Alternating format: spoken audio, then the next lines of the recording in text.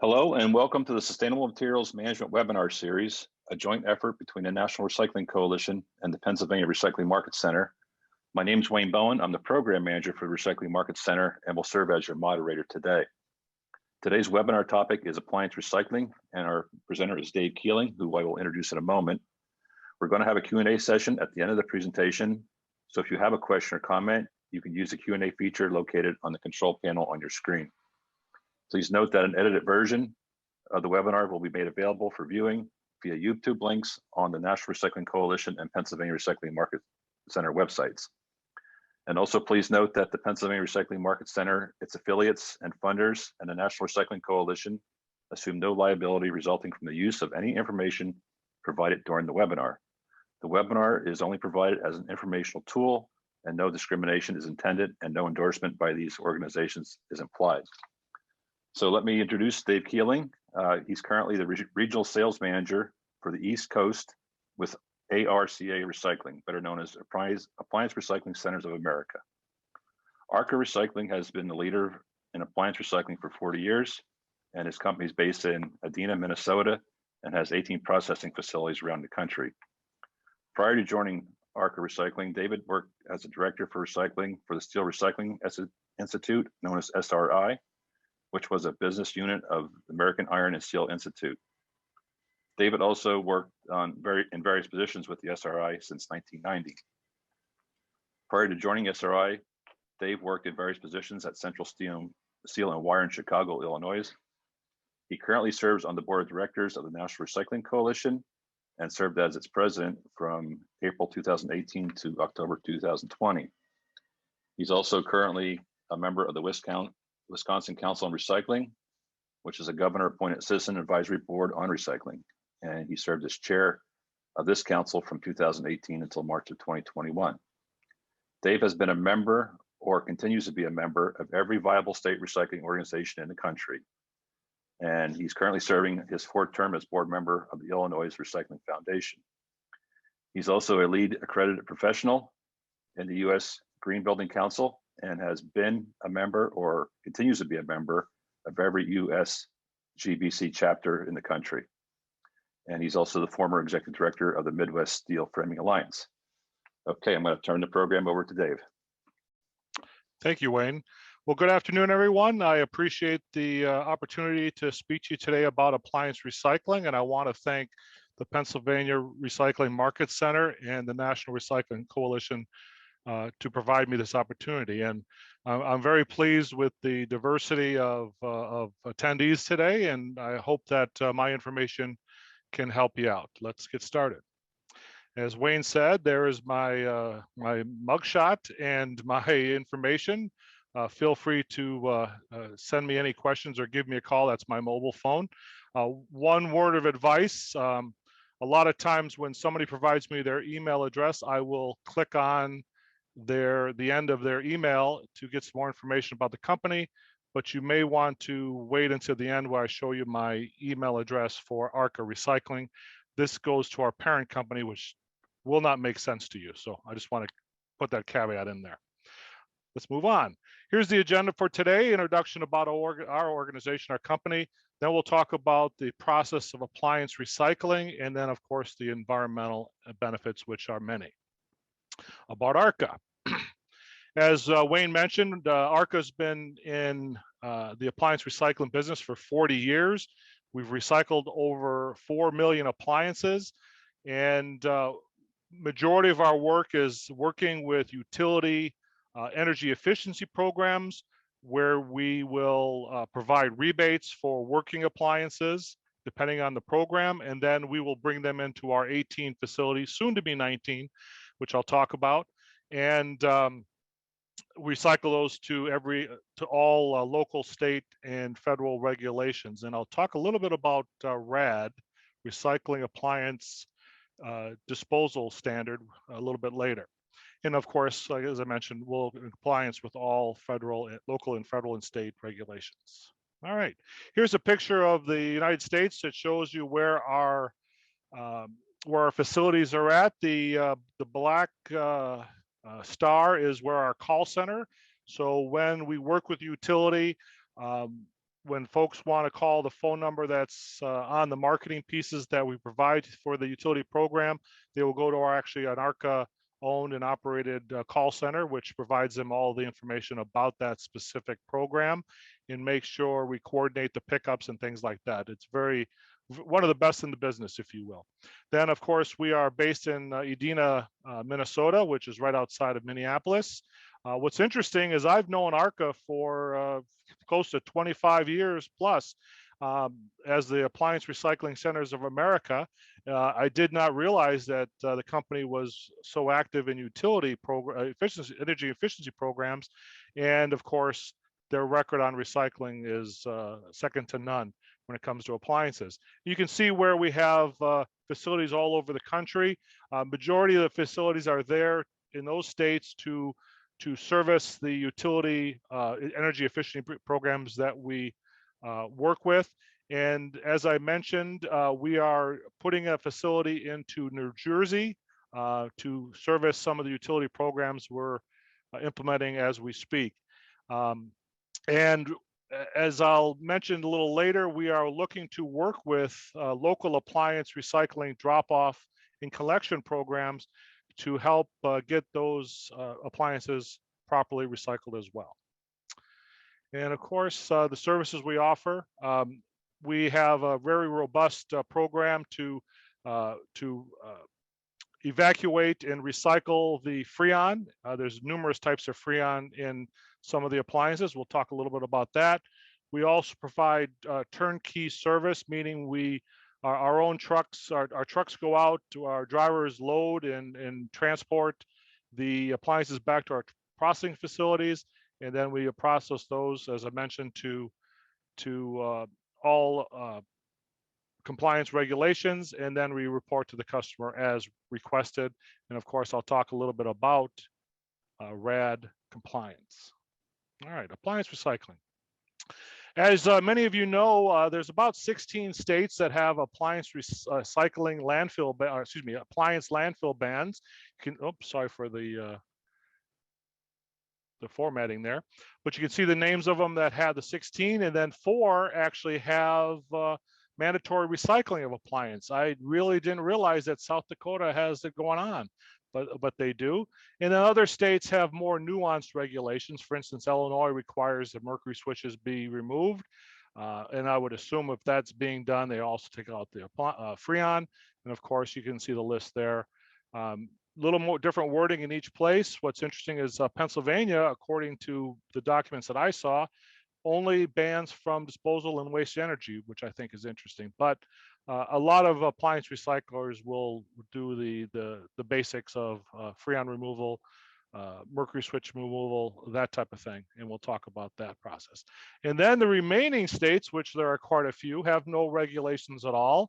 There's a couple encourage local efforts to appliance recycling or allow alternative methods, which is as gray area as you can get, I think. But I think the intentions are well, and a lot of appliance recycling does take place in those states as well. All right, refrigerant evacuation. Appliances typically contain CFC, HCFC, and HFC refrigerants, collectively called CFCs, in their cooling systems. And there's a variety of different grades of the CFCs. And then according to the appliance comes in, our staff knows, our processing facility staff knows which type of coolant is in that specific appliance. And then the CFCs are removed and then captured in various tanks, which I'll show next. And of course, the EPA mandates proper management of all 3 of these refrigerant types that I mentioned before. And then we separate and it's evacuated from the seal units to ensure that no refrigerant escapes. This is kind of unique. I saw this when I was up at our processing facility in Minneapolis. They actually modified these pliers. What they'll do is when they clamp on to the copper tubing of the refrigerant, the cooling system, it actually pierces the copper, and then the pump kicks in and evacuates the refrigerant in that manner. And as you can see, we have various tanks, which are DOT approved, and then they are shipped to the various markets for the reclaimed refrigerant. There's more demand for some type of refrigerants than others. If there is, for instance, there are certain types of CFC refrigerant that is still used in the appliance repair side of things, and also the HVAC repair business. And so there is a decent market for that. And then there's other types of CFC refrigerant that there is no market for, but it has to be handled properly, and that is sent to a licensed waste energy facility for energy capture, if you will. So obviously we are always looking for new markets for the refrigerants, and so we'll move on. Next, we also remove the compressor motors from the refrigerator. We drain the oil, and that is sent to a licensed processor for proper handling. And you can see what the environmental or health aspects are. It's truly amazing what a little amount of oil can do to the watershed in the aquifers below us. So that's why we need to keep it out of landfill and elsewhere, and out of the ground, if you will. You can see how much we recover on for every 100 refrigerators. What was also interesting is that I'm told that we sell the compressor to, a lot of appliance recyclers sell the compressors through the scrap markets, and some of them are refurbished and actually put into ceiling fans in other countries. So I find that very fascinating that they do that. Now, obviously, some of them are well past their useful life and they get recycled properly, but we take as much items off of there as possible in terms of ferrous, non-ferrous, and that type of thing, and of course the oil itself. All right. Material recoveries. Some of the older models still contain capacitors which have PCBs. Our staff are trained to recognize which models have what type of capacitors, and if they do, they are removed and then handled properly according to what the regulations are, and of course once again transported in DOT approved drums and things like that. And then of course mercury switches, same situation. A number of for instance, your old chest freezers still contain mercury switches, which essentially turns the light on. Nowadays we use the physical switch, if you will, and so that has changed, and the industry has come a long way in that respect. But slowly but surely, we're working through the appliances that have these type of materials in them, and we take care of them and manage them properly for all of our clients. All right. And then foam. A lot of people don't realize that certain types of older appliances actually used a CFC containing blowing agent to set up the foam within appliances. So according to the RAD compliance standard, the foam needs to be recycled as well. And it's what we're told is that if the foam is not properly processed, then it can release as much CFCs into the atmosphere as the refrigerant in the cooling systems themselves. So we're one of the early partners for the RAD program, which is run by the US EPA. And you can see from here, it's quite a cumbersome process right now. We are required by some majority of our utility clients in contracts to process to RAD compliant, which includes everything that I mentioned before, but in addition to the installation. And currently at most of our facilities, it's a manual process, very labor intensive. There's a lot of concerns about injury.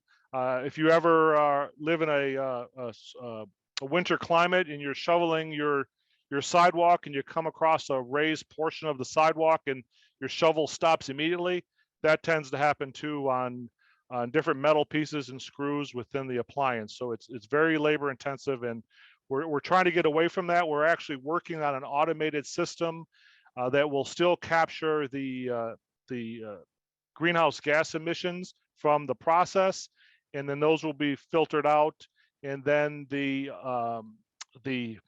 polyurethane foam can then be condensed in a foam condenser and then sent to a normal landfill. Right now, we have to send it to an incinerator, which captures all the CFCs and removes them.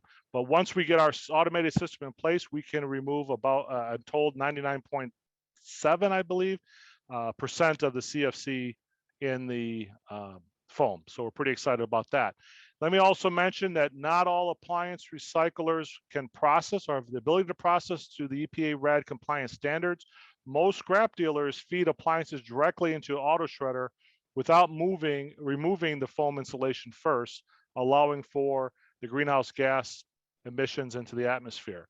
I know that ISRI is working with the US EPA RAD program and trying to get their members to figure out a way to comply with this standard. It is voluntary, but at the same time, it needs to be done. And like I said, we are working on an automated system that will allow us to do that and serve our customers better.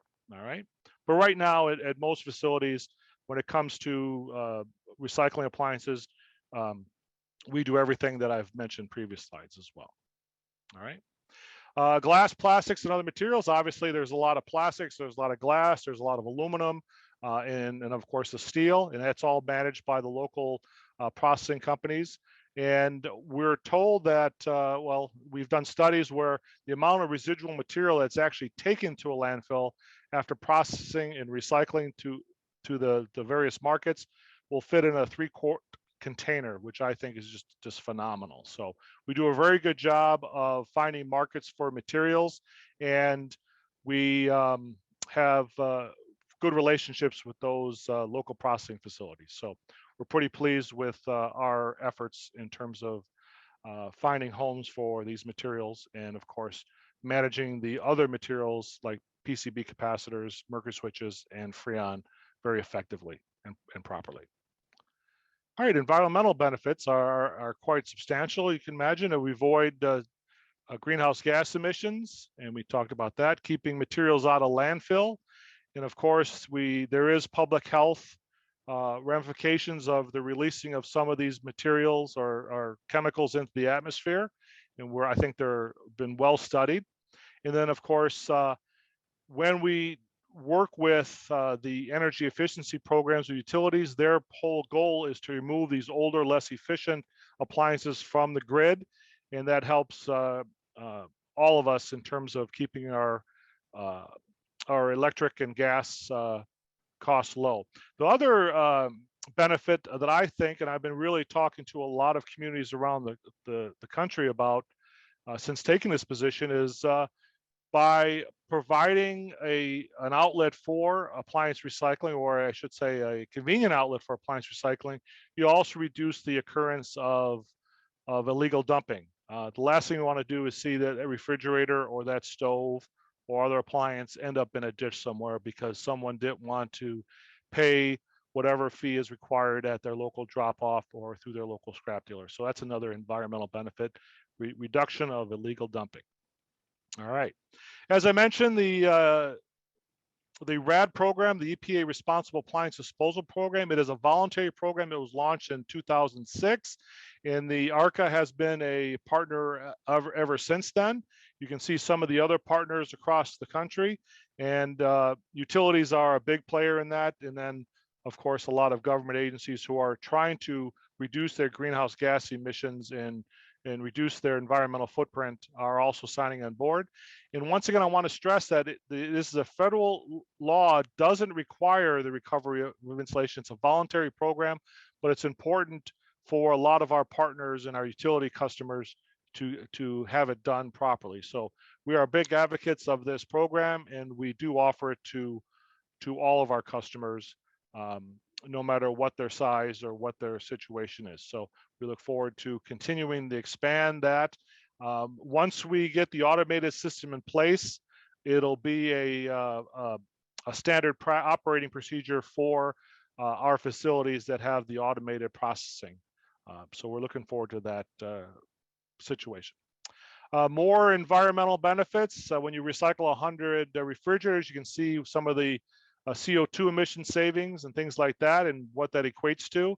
And of course, landfill diversion of the same 100.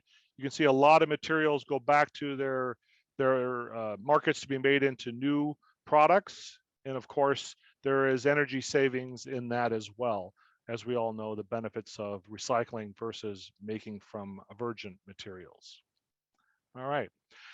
As I mentioned, we are working with utilities across the country to collect and process working appliances which qualify for their energy programs. Once again, they want to get those old, less efficient appliances off of the grid and extend the life of their electrical and gas utility programs. And so they work with us on that. And we have we work with all of the utilities across the country. And it's pretty amazing if you look at a map of the United States and where all the utilities are, there are hundreds and hundreds of utilities, but there are also many thousands of smaller electrical co-ops that provide the same service in many states. And it's very fascinating to see how that plays out across the country. And we are trying to work with not only the larger utilities, but also the smaller co-ops, as I mentioned. Using our utility program routes, we would like to assist local drop-off programs to ensure that it's the non-working appliances that they are collecting can be recycled properly at one of our 18, soon to be 19, processing facilities. So by partnering with ARCA, your appliance drop-off program can reduce or eliminate the fee that you must charge your public for removal of Freon, and hopefully reduce the possibility of illegal dumping of appliances in your area. If you're interested in working, we're also interested in working with the local haulers who have collection programs as part of their bulky item collections. We're also interested in working with scrap dealers. So I'm finding out that not all scrap dealers will accept the Freon containing appliances without either certification that they've been properly evacuated, somebody properly evacuated the refrigerant, or it's been done maybe not so properly, unfortunately. And so we want to make sure that it is managed the right way, and that's why we're going to reach out to scrap dealers as well. So in any case, let us know how we can help your program to recycle your non-working appliances that are collected in your either your drop-off locations, or if you do have a municipal collection program for appliances, we're interested in working with you as well. And you can provide more details to that.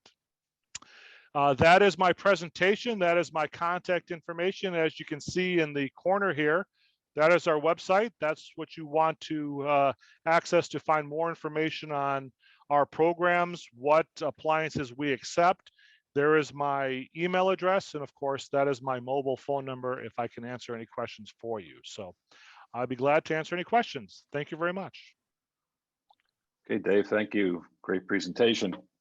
Okay, we're now going to field some questions for Dave. If you have a question or a comment, please enter them on the Q&A feature on your computer screen. So first of all, I'd like to apologize for the pronunciation of the headquarters of the organization. I'm Pennsylvania German, so we're known to butcher pronunciation, so I apologize. So it's Edina? Edina, yes. Edina, sorry about that, okay. So we have a question here about New Jersey. They have a mandatory recycling of appliances. Does that include non-Freon bearing appliances? I believe it does. There is no, if the states only require Freon containing appliances, then they do specify that usually. In essentially, most of the regulations will just simply say white goods. And there are some nuances there in terms of, is it just, refrigerators, freezers, washer, dryer, stoves, or does that include humidifiers, air conditioners, and microwaves? As you can imagine, microwave ovens do not have much scrap value, so there's a little tougher. And when I used to run, we used to work for the Steel Recycling Institute, my name got on a lot of websites, who to call about appliance recycling. And A majority of that calls I got from the city of Chicago were about microwave ovens. And what I tried to do is to direct those folks to electronic recyclers, because there is a motherboard in there and there's some other things, but very little scrap value overall. A lot of plastics, but they are still interested. Now, if you go to our website, we do list microwaves as of appliances that we do accept, but once again, it's the scrap values and the other types of appliances that have more steel. So put it that way. Hope I answered your question. Okay, thank you. This person's from Virginia, and they're curious as to the glass in the appliances. Are there any facilities in the proximity of Virginia that can be contacted for the glass? To be honest, that I don't know. I would suggest that you may want to reach out to the Glass Packaging Institute to find out what are the options. Now, obviously, the glass that's in your appliance is different than your container glass. May be similar, I'm not sure, to your automobile glass. I'll have to find out for you, but there are specific markets for automobile glass, and that may be an option. I don't know how close they are to the proximity of the state of Virginia. Yeah, in Pennsylvania, I know there's a company called Delubic. I know they have a national presence, so they could have a facility close to Virginia. I know they have a facility in the Pittsburgh area, and I know there's a facility in Ohio. Also, Strategic Materials, I believe they deal with non-bottle glass. Also, they also have a national presence. So maybe check out the websites of those two companies. That's a great idea. And here's this question: is where will the new facility be located? That is a good question. I've heard rumor of New Brunswick, but we're looking at what is the best, because we have quite a decent footprint in the Northeast and the New England area. So we're going to position it so that we can service not only the entire state of New Jersey, but also other surrounding states where we can develop programs from there. But it's still up in the air. There's no concrete, no contract or lease has been signed. But I think that we are expected to have our utility programs in New Jersey up and running by June 1st. So the clock is ticking. So I will, if you send me an email, I'll let you know as soon as I hear. All right. Okay, this attendee is curious as to what's the cost for a program for a local government. Well, it depends. That's the key word there, I guess, the key question. If we can service your program by our existing utility routes, which are, if we're working with utility, we are all over the place all the time in most states. Some states, our routes are seasonal because of weather. For instance, in northern New Hampshire, northern Vermont, there are weight restrictions due to frost. I didn't know that. So, and some of the roads get inaccessible during certain times of the year. So there are some seasonalities to that. But if we have an existing utility program in the state, then there's a good chance there would be no cost if we can use those routes. If we have to send a separate truck, then we'll have to talk about the actual expense of transportation. The purpose of this program that we're trying to do is to maximize the number of units that are on each route by for our utility routes, and thereby making our transportation cost more cost benefit effective. All right. So just give me a call, send me an email, and we can talk about it. Dave, can you go back to the slide that shows how much is recycled in 100 refrigerators? Sure. And the person asked if they're allowed to share that slide.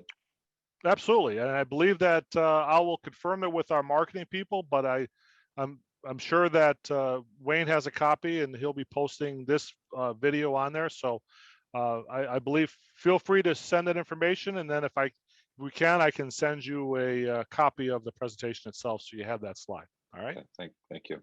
And before I forget, I know you mentioned the fate of the refrigerants that are recovered. Some are reused and some are destroyed. We did a webinar a couple of years ago on carbon credits. And I know there's facilities out there throughout the country that actually take the refrigerants and they actually destroy it. And in that process, they can claim carbon credits and trade them on markets such as the California market. So it's actually, there's an incentive, a financial incentive to destroy some of these refrigerants. Absolutely. And related to that, this question has, how does the Basel regulations affect plastic recycling for appliances? I know that obviously the plastics that are in appliances, they're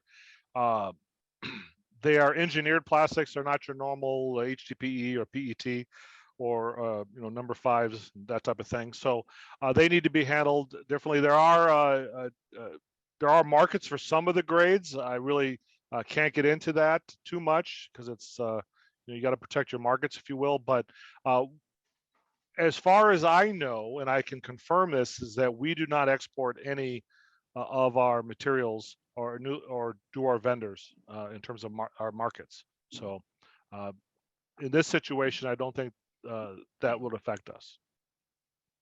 But I can check more into that for you if you want to send me an email. Has ARCA worked with the organizations like the Habitat Restores to get appliances from contractors that they work with? I know that we've partnered with a number of Habitat for Humanity chapters across the country in terms of our energy efficiency programs that we're working with utilities. So we are working with Restore. We will be working with Restores if we don't already to get the older appliances recycled. We are also working with, starting to work with some retailers to get some of the older, less efficient models that were going to go to the used appliance market. You'd be amazed if you pick a city like Milwaukee, for example, and put in Google used appliances, how many used appliance stores there are. I never realized that. And it is a big business. And for instance, I was talking to some folks who work with some big box retailers, and about 40% of their appliances go into the used appliance market, which just amazes me.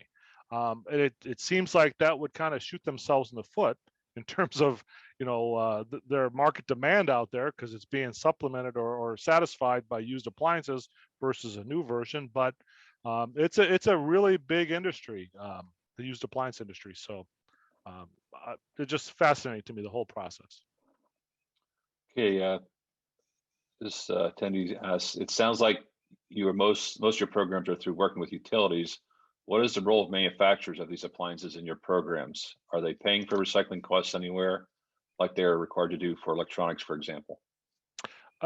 Currently, no, but we do work with the manufacturers. We also have another energy efficiency program that we do. It's called replacements, and essentially we work with utilities and local housing authorities to replace the inefficient appliances within their buildings that they administer, and replace them with new. Once again, getting those less efficient appliances off the grid. And so we work with manufacturers in that respect. We order mass quantities of Energy Star appliances to get that done. And then we also work with developers. If you want to say somebody's building a multifamily development and they need to provide appliances in those apartments or townhomes or whatever, they can order them through us and save a substantial amount of money. But in terms of the manufacturers themselves, I don't believe that they're involved in the program in any sense what you're asking about. But that is a good idea. We should approach them to cover some of the costs, especially when you're talking about the extra expense that goes into being processing to RAD compliant. So it's a great idea. Another thing for me to work on. What is the minimum size program ARCA works with by population of community, size, hauler, or other metric? Well, I have a lot of requests to work with one-day events, which are really tough because we're not your typical scrap dealer who can place a roll-off or a trailer somewhere then on a Friday and pick it up on a Monday after the event is over. But we're trying to work with them. So it really is an open book, or we're working on some of those details. We're willing to work with anybody, put it that way. But the two events that I'm working with in Pennsylvania right now, one of them is actually coming up the next month. It's required. They need to understand that we're going to be using in order to keep costs low, transportation costs low, we'll be using our service routes, established service routes, to pick up the appliances. So once we know how many appliances are collected at that event on a Saturday, we will put them in the schedule for those routes. And it may take a few days, it may take up, a week or so to finally clear out. So we have to make sure that they make sure that the appliances are safe and secure, so that no kids are messing around with them and get trapped or inside them, that type of thing, and that it's okay for them to sit there for a few days. Now, if it's a small permanent drop-off site at, say, a highway department building or county DPW, what will happen is, once we set up an agreement, our transportation coordinator will call on a Monday and say, how many appliances do you have at your facility? And then they'll work that number, whatever it is, 5, 10, 20, whatever, into their route and plan around it. And so we may pick up a dozen appliances from utility customers that are working, and then we may pick up 10 or 15 from that facility that are non-working in order to fill up that truck.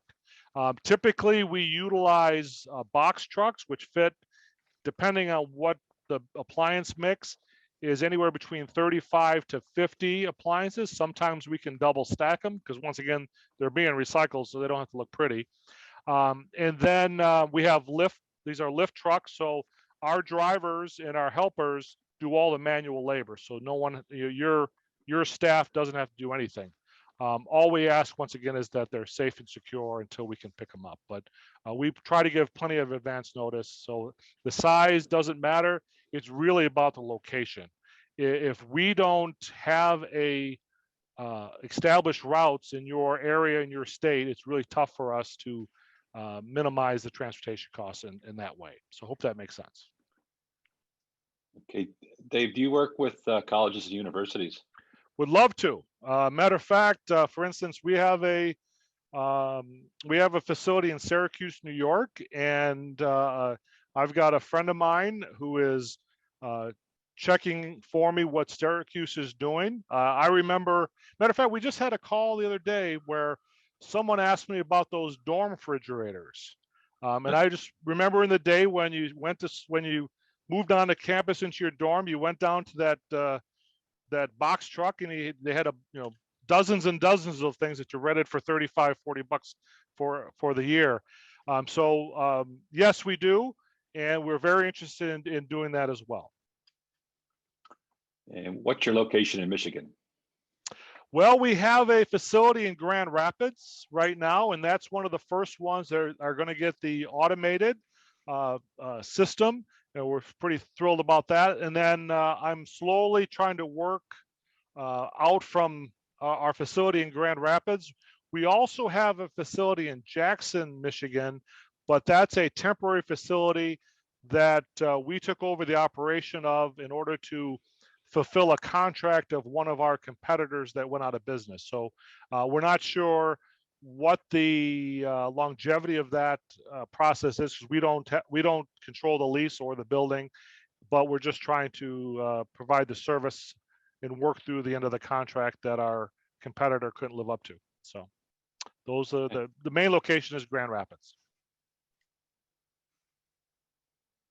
Okay, I think that's it for the questions. So we're going to wrap it up here. Great questions, everybody. It's good round of questions for Dave. So again, this webinar, like all the webinars in this series, has been recorded and will be made available via YouTube links on both the National Recycling Coalition and Recycling Market Center websites. Thank you again for joining us, and we hope you'll join us for next month's webinar. And please visit the NRC and RMC websites for schedule updates. And thanks again, Dave, for taking the time out to make this presentation. So have a great day, everybody. Thank you, everyone. Okay, so long.